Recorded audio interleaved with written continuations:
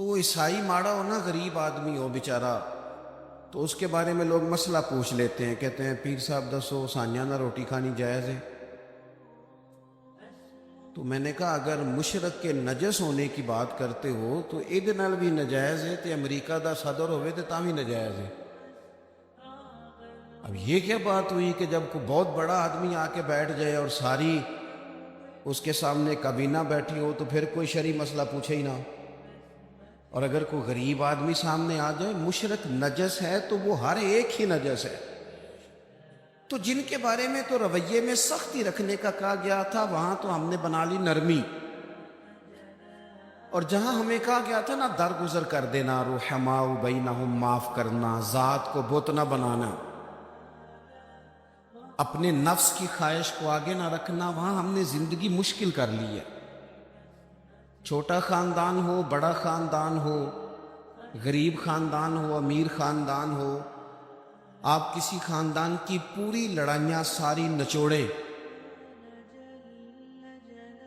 تو اس کے اندر سے صرف ایک بات ٹپکے گی کہ میں نے نہ پوچھیا نہیں، مجھے انہوں نے بڑا نہیں مانا۔ زیادہ سے زیادہ ذات کا رٹا، اس سے زیادہ کچھ بھی نہیں۔ سارے دوستوں کی، گہرے دوستوں کی جب رکابتیں ہوتی ہیں تو آپ سارا نچوڑ لیں اس کو، تو بیچ میں صرف اتنا نکلے گا کہ فلاں مقام پہ فلاں کو پروٹوکول نہیں دے سکے۔ جو پروٹوکول مانگتے ہیں وہ اپنے نہیں ہوتے، جو پروٹوکول مانگتے ہیں ان کے رشتے مخلصانہ نہیں ہوتے۔ میرے رب نے قرآن مجید میں اپنے بندوں کی شان بیان کی، فرمایا وہ پتہ ہے زندگی کیسے گزارتے ہیں؟ وَعِبَادُ الرَّحْمَنِ الَّذِينَ يَمْشُونَ عَلَى الْأَرْضِ هَوْنًا، فرمایا رحمان کے بندے زمین پر عاجزی کے ساتھ چلتے ہیں، ان کا لہجہ نہیں پروٹوکول والا، انداز نہیں ان کا ہٹو بچو والا، جھکے جھکے چلتے، اور جتنا پھل زیادہ ہوتا ہے اتنا جھکاؤ بھی زیادہ ہوتا ہے، جتنا بندہ بڑا ہوتا ہے اس میں عاجزی بھی اتنی زیادہ ہوتی ہے۔ جو اعلیٰ ظرف ہوتے ہیں وہ ہمیشہ جھک کے ملتے ہیں، کیونکہ صراحی سر نگو ہو کر بھرا کرتی ہے پیمانے۔ جو بندہ جتنا بڑا ہوتا ہے اس کا جھکاؤ اتنا زیادہ ہوتا ہے، تو اگر اس کی گردن میں سریا زیادہ ہے تو اس کا مطلب ہے بڑا نہیں ہے، ابھی اس کو بڑا ہونے میں وقت لگے گا۔ قرآن مجید نے زندگی گزارنے کا اصول یہ دیا کہ تیرے لہجے میں عاجزی ہو، تیرا ملنا، گفتگو کرنا، آنا جانا اس میں انکسار ہو، اور دو جملوں میں میرے نبی پاک علیہ السلام نے بات اتنی کھول دی کہ ساری حقیقتیں ہی اندر آ گئیں۔ محبوب فرمانے لگے تو رب کی رضا کے لیے عاجزی کر۔ حضور فرماتے ہیں، یہ ترمذی میں موجود ہے، فرمایا تو اللہ کی رضا کے لیے جھک جا، رب تجھے عزتیں عطا فرما دے گا۔ عزت اس بات میں ہے کہ تیرے اندر جھکاؤ کتنا زیادہ ہے، عزت اس بات میں۔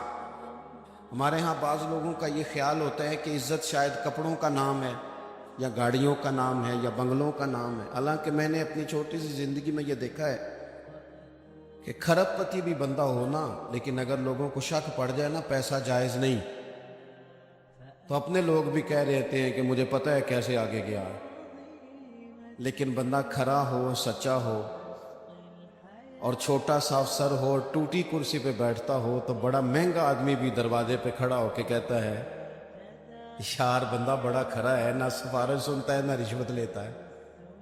تو اس کا مطلب ہے روب کپڑوں کا نہیں ہوتا، روب تو بندے کے کردار کا ہوتا ہے۔ اس کا کردار، حضرت سیدنا فاروق اعظم رضی اللہ تعالیٰ عنہ کیسر روم ڈرا کرتا تھا، رومی سلطنت کانپا کرتی تھی، کیوں؟ حضرت عمر کا تو ایک گن مین بھی نہیں تھا۔ اصل بات کیا تھی؟ انہیں پتا تھا کہ مزاج کچھ اور ہے، طبیعت کچھ اور ہے، انداز کچھ اور ہے، اور کوئی ظاہری دبدباؤ نہیں، بلکہ ایک دن بیٹھ کے تمام صحابہ نے مشورہ کیا، کہا جناب حد ہو گئی ہے، حضرت ابوبکر صدیق کے زمانے میں تو اسلام پر غربت تھی، اب تو اللہ نے بڑی وسعت دے دی ہے، 50,000 دینار सहाबा को माले गनीमत में मिलते हैं और जनाब उमर को भी मिलते हैं, लेकिन अजीब बंदा है, घर से निकलता है, मस्जिद से निकलता है और घर जाने तक सारे बांट देता है। जनाब उमर से कहना है, जनाब हुजूर ने फरमाया है कि अगर अल्लाह ताला वुसअत दे तो वो असर देखना पसंद भी करता है, अच्छे कपड़े पहनना तो कोई दीन की मुखालफत नहीं, लेकिन आपका वही कुर्ता फटा पुराना तो कोई ऐसी बुरी बात नहीं, अच्छा लिबास पहनना दीन इसको पसंद करता है, तो आप कपड़े क्यों नहीं नए सिलवाते? बड़े बड़े वजीर मुशीर आते, हमारे बच्चे जब सियाने हो जाएं तो वो मशवरे भी देते हैं ना बड़ों को। मेरे एक जानने वाले हैं, तो मैं शादी पे जा रहा था तो मेरे आगे आगे वो जा रहे थे, तो उन्होंने बच्चा उन्होंने मशवरा दे रहा सी, कह रहा सी अब्बा जी ए उन शादी ते ना मिठे चौलों ते सालन पा के ना खाया जे बिस्ती हुंदी बंदे दी। तो मैं थोड़ा सा आगे गया तो मैंने कहा पुत्र तू लेट हो गया, टाइम ना होता तो सारा टब्बर ही सियाना होना सी, तो जरा देर तुझे हो गई। भाई असल पे रहने दें, असल चीज जो होती है उसमें तकल्लुफ नहीं होता, असल में तकल्लुफ नहीं होता। और जब आप कुछ चीजें मुलम्मा साजी करके लेते हैं, मुलम्मा साजी, हमारे एक बुजुर्ग हैं वो फरमाते हैं, कहते हैं जदों दे मुंडिया मैनू काटन वाले कपड़े पवाए ने, मैं ते ब्याह ते कदे रज के रोटी नहीं खाधी, इन्होंने तो मेरे ऊपर बोझ डाल दिया है, तकल्लुफ पैदा कर दिया जिंदगी में। हजरत उमर से कहा जनाब, सब सहाबा ने बैठ के मशवरा किया कि फारूक आजम से कहना है कुर्ता नया सिलवाएं, कुर्बान जाएं। सादी जिंदगी किसी पर बोझ नहीं बनती। जो लोग उठ के आ जाते हैं ना अपने काम से, उनको शौक नहीं होता फोटो का, वो पीछे बैठ के भी गुजारा कर लेते हैं। मेरे जैसे लोग जिन्हें मसला बन जाता है वीडियो में आने का, उनको तो सजना संवरना होता है।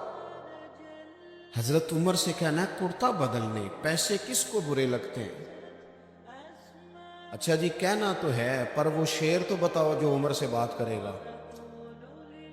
तो हजरत अबू दर्दा कहने लगे एक बंदा है ना जिनकी बात उमर मान लेते हैं। कहा वो कौन? कहने लगे मौला अली शेर खुदा। हजरत अली की खिदमत में अर्ज की हुजूर बड़े बड़े वजीर आते हैं, वही पुराना कुर्ता, आप कहें ना सैयदना उमर से कुर्ता नया ले लें। तो हजरत अली कहने लगे मैं जो कहूँ वो मानते हैं, पर मैंने ना हुजूर की बारगाह में जो सबक पढ़ा है वो उमर के साथ बैठ के पढ़ा है। जो मैं जानता हूँ वो तुम नहीं जानते। बात भी तुम्हारी ठीक है, मैं कहूँगा तो उमर मान भी लेंगे, पर ये वाली बात मैंने भी उमर से कोई नहीं करनी। कहा फिर आप बताएं, आप सुने, अल्लाह जज़ा दे आप। कहा फिर आप बताएं कैसे कहें? तो हजरत अली कहने लगे हजरत आयशा सिद्दीक़ा से कहो, वो माँ है मोमिनों की। हजरत उमर जल्दी मान जाएंगे। हजरत आयशा को सारी बात सुनाई, पैगाम दिया। जनाब उमर दौड़े आए, अम्मा जी मेरे लिए कोई हुक्म? सैयद आयशा कहने लगी देखें इस्लाम में बेहतरीन गुंजाइश भी है और अल्लाह ने वुसअत भी कर दिया, तो नया कुर्ता पहनने में हर्ज क्या है? आपका बेटा पहनता है, बाकी सहाबा लेते हैं, तो आपका वही पेबंद लगा कुर्ता, उसी से खुतबा देते हैं। ईद पढ़ाने जाते हैं तो नंगे पैर चले जाते हैं और रस्ते में बच्चों को खड़ा कर कर के कहते हैं दुआ करना रब उमर को माफ कर दे। खड़ा कर कर के कहते हैं वली मन खाफा मकाम रब्बिही जन्नतान। तो नए कुर्ते में हरज क्या है? तो हज़रत उमर कहने लगे अम्मा जी कोई हर्ज नहीं, मेरे पास गुंजाइश भी है, आपका हुक्म आ गया मैं शाम को ले लूंगा नया कुर्ता, पर एक बात कर लूं? कहा आप कर ले। तो हज़रत उमर रो पड़े, फरमाने लगे ये जो कुर्ता पहना है ना, हुजूर के सामने भी इसी कुर्ते में जाया करता था। अबू बकर सिद्दीक जब मुझे मशवरे के लिए बुलाते थे ना, तो इसी तरह हम लोग बस असी किसी दे कुछ नहीं जे लगदे, ना कोई साडा दर्दी, इसी तरह बस बातें होती थी।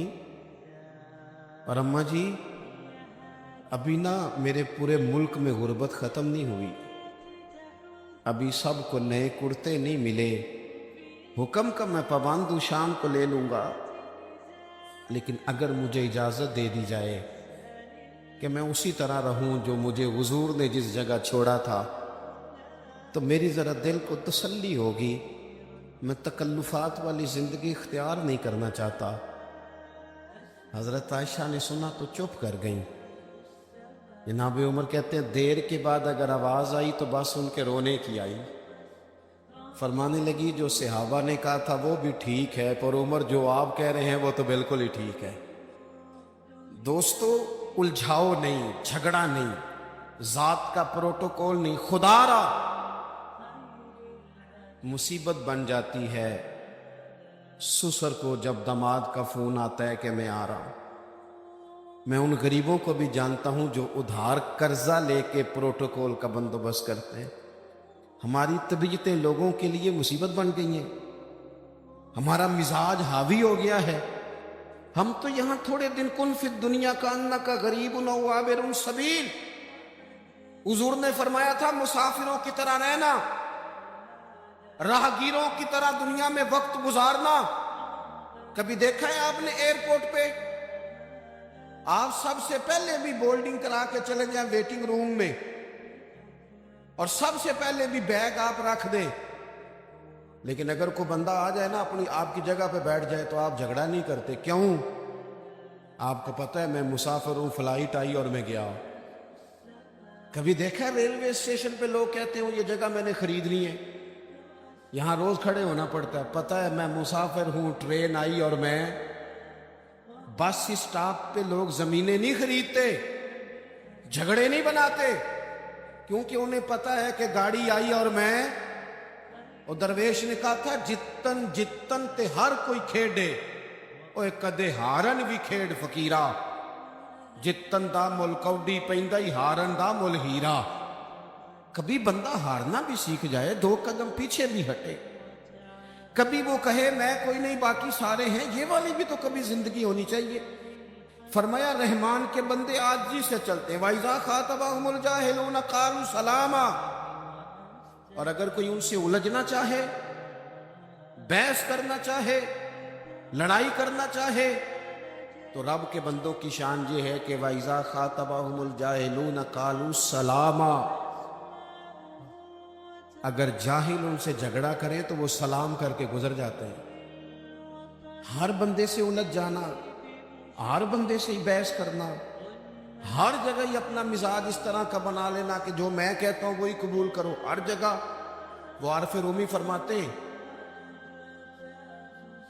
ایک دن مثال دیتے ہیں سمجھانے کے لیے، کہتے ہیں ایک دن گدھے اور گھوڑے کی بحث ہو گئی تھی۔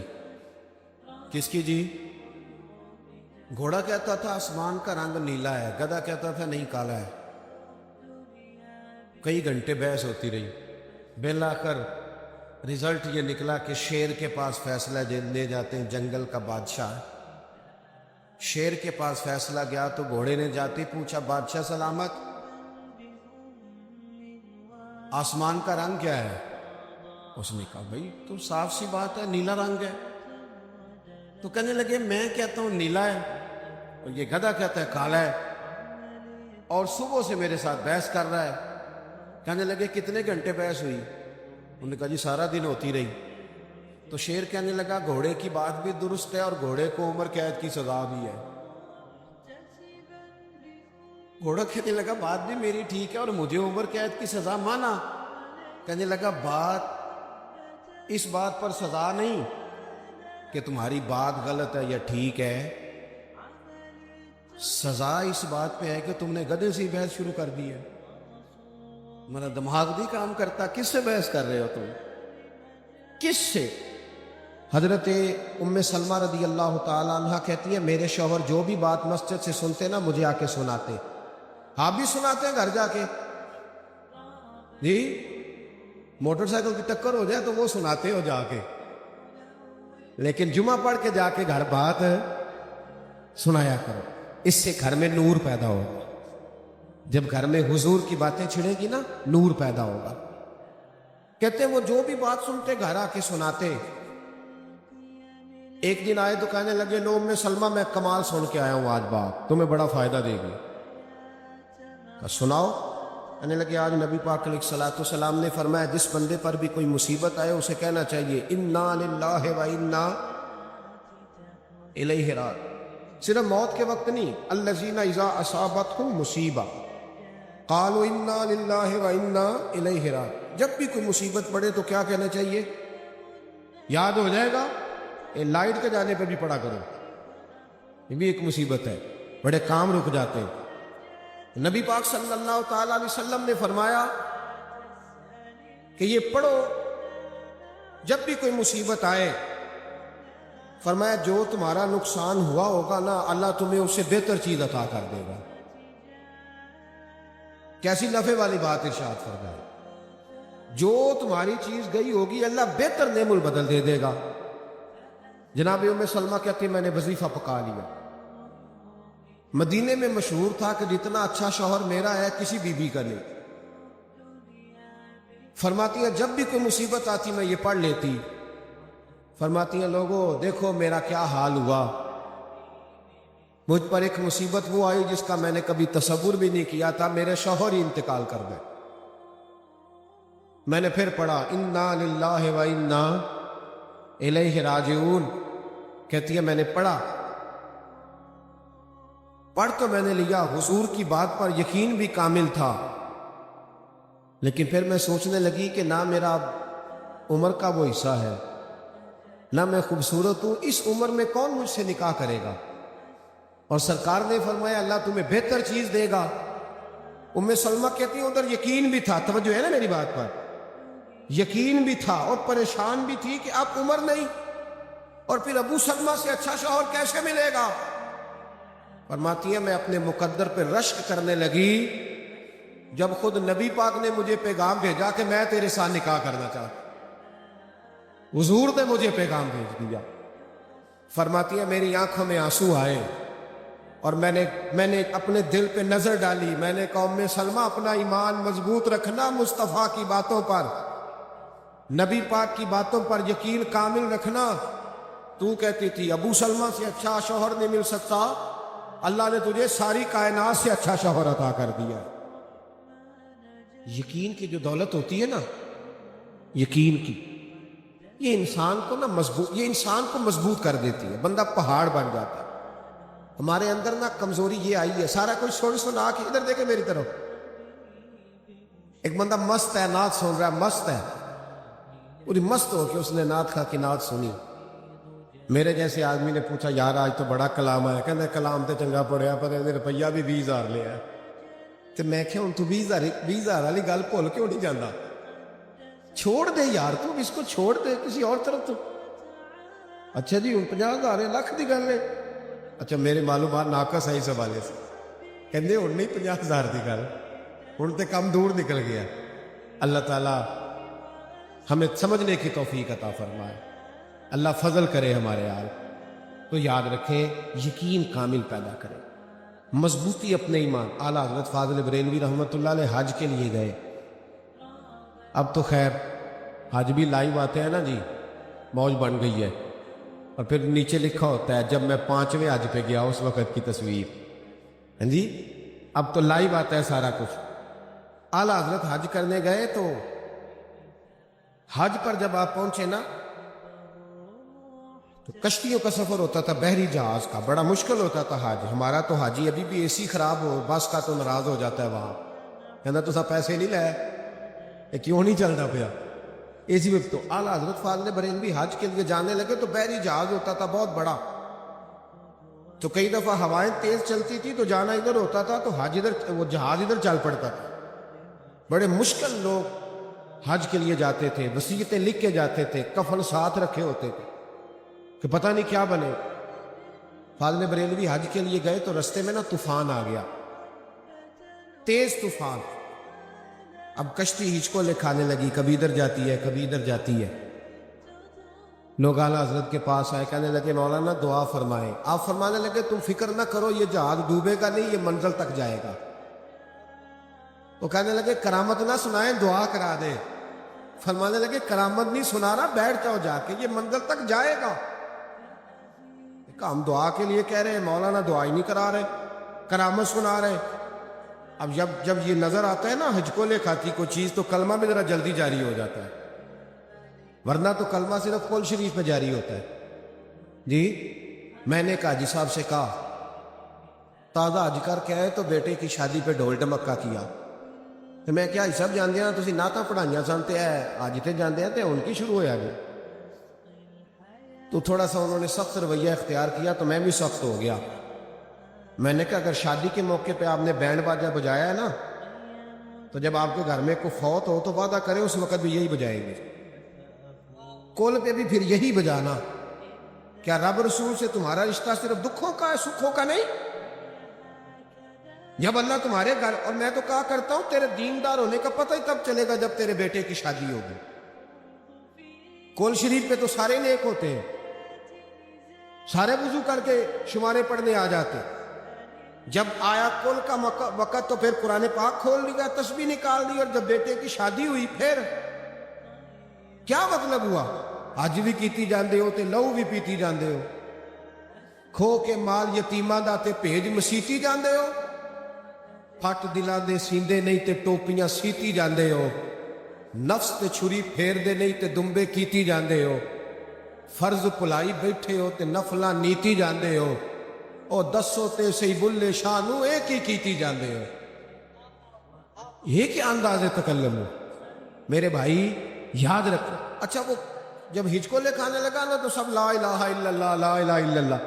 اعلیٰ حضرت کی بارگاہ میں آئے، کہنے لگے مولانا دعا کرا دیں. فرمایا تمہیں کہا ہے نا کچھ دیر کا طوفان ہے ٹل جائے گا.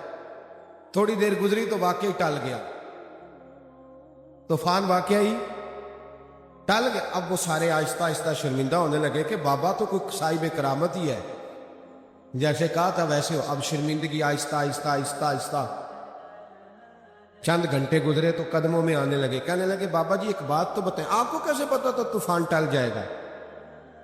تو میری طرح کا پیر ہوتا تو کہنا تو انہوں پہلا نہیں سی دس چھڑیا میں، میرے کو کرامت ہے. لیکن اعلیٰ حضرت پتہ کیا فرمانے لگے؟ فرمانے لگے یہ میری کرامت نہیں ہے، یہ میرا یقین کامل ہے. کہا حضور کیا مطلب؟ فرمانے لگے میرے نبی پاک نے سواری پر بیٹھنے کی دعا بتائی ہے، جب میں بیٹھا تھا تو میں نے دعا پڑھ لی تھی. حضور نے فرمایا پڑھ لیا کرو حادثہ نہیں ہوگا. تو چونکہ میں پڑھ چکا تھا، اب چاند تو ٹوٹ سکتا ہے، ستارے تو جھڑ سکتے ہیں، پر حادثہ نہیں ہو سکتا، اس لیے کہ میں وہ دعا پڑھ کے بیٹھا. صاحب یاد رکھیں، یہ جو کمزوری یہ ایمان ہے نا، اس کو دور کریں، استقامت کی دولت پیدا کریں. ہمارا سکون بھی مسجد میں، ہمارا اطمینان بھی نبی پاک کے قدموں میں. ایک بات مجھے سنانے کو کہا گیا. اب وہ بعض اوقات ایسے ہوتا ہے کہ باتیں دوستوں نے سنی، ذرا آنکھ میں پڑتی ہے، دوستوں نے سنی ہوتی ہے تو وہ کہہ دیتے ہیں. ایک بات میں عرض کر، اللہ کی یہ عنوان نہیں، بہرحال پھر بھی میں عرض کر دیتا ہوں. ایک بات میری یاد رکھنی ہے، آپ بہت سارے لوگ ماشاءاللہ تشریف لائے ہوئے، بہت سارے لوگ. اگر آپ لوگوں نے عشاء کی نماز نہیں نہ پڑھی تو پڑھ کے سوئیے گا، اور اگر آپ نے فجر بھی نہ پڑھی تو جو محفل نہیں نہ کراتے وہ ہمیں تانا دیں گے کہ تم بڑے عجیب لوگ ہو، تم نماز پڑھتے نہیں ہو اور محفلیں کراتے ہو. عشاء کی نماز پڑھ کے سوئے، اور کم از کم صبح کی حد تک ایک دن تو ایسا ملے کہ آپ جس سے بولے میٹھا ہی بولے، تو تاکہ وہ بھی اگلی دفعہ محفل نعت پہ آ کے کہے نہیں یار یہ بندہ راتی محفل سن کے ہے، ساری دیہڑی تو صحیح لگی ہے نا یہ. تو مہربانی کریں اپنی طبیعت یہاں سے کچھ لے کے جائیں. بڑا خرچہ کیا گیا، بڑا کچھ کیا گیا، تھوڑا بدلنے کی کوشش کریں. حضرت ابن جوزی علیہ رحمہ نے لکھا ہے، ایک بزرگ کہتے ہیں کہ مجھے نا مزدور کی ضرورت تھی تو میں چلا گیا بغداد میں، چوک میں مزدور بیٹھے ہوتے تھے. مزدور بیچارے آج بھی چوکوں میں بیٹھے ہوئے ہیں، مزدور آج بھی.